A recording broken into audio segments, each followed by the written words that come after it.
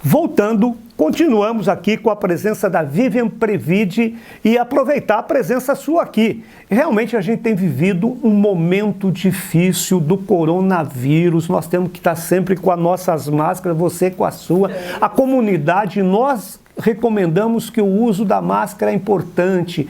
Importante estarmos fazendo nossa quarentena, resguardarmos tudo o que for possível. Mas é claro que muitas vezes a gente tem que continuar com as nossas atividades e voltando a isso, a gente sente que o pequeno empresário, o microempresário, o próprio trabalhador que corre o risco de perder o seu emprego numa dificuldade tão grande. Nunca vivemos uma pandemia praticamente como essa. E aí, Vivian, você é a grande defensora aí dos trabalhadores no comércio.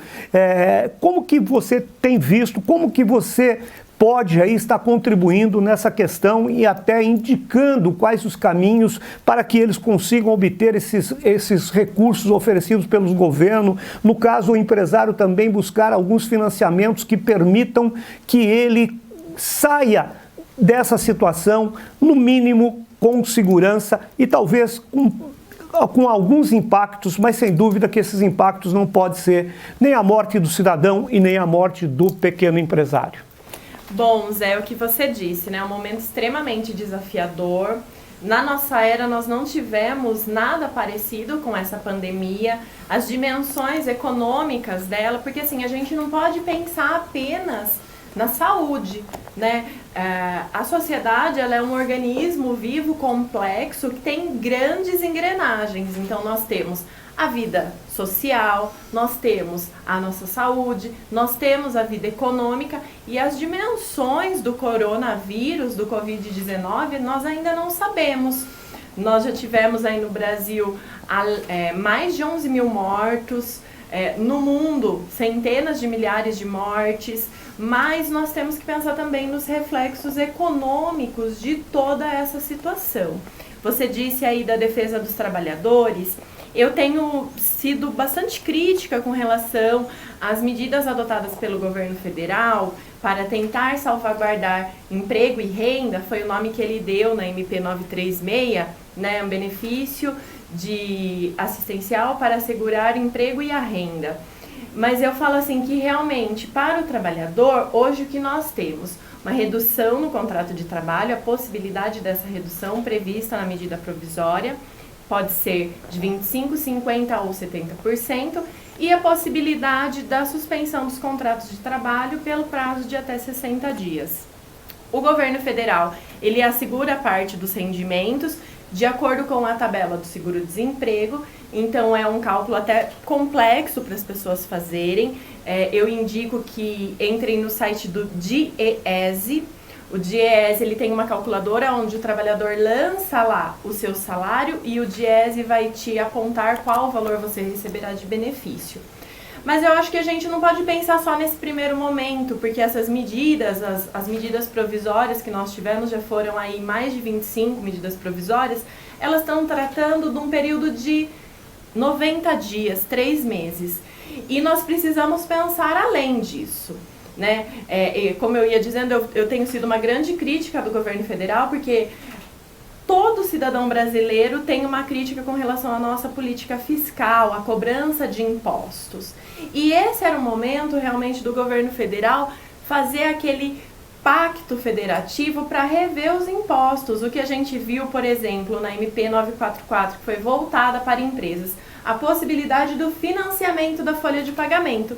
Mas é um empréstimo. Né? Ou seja, você está facilitando o crédito, mas gerando a possibilidade dos empresários se endividarem no momento que não há receita. Para um segmento muito específico do comércio, as atividades continuam, que são os comércios essenciais.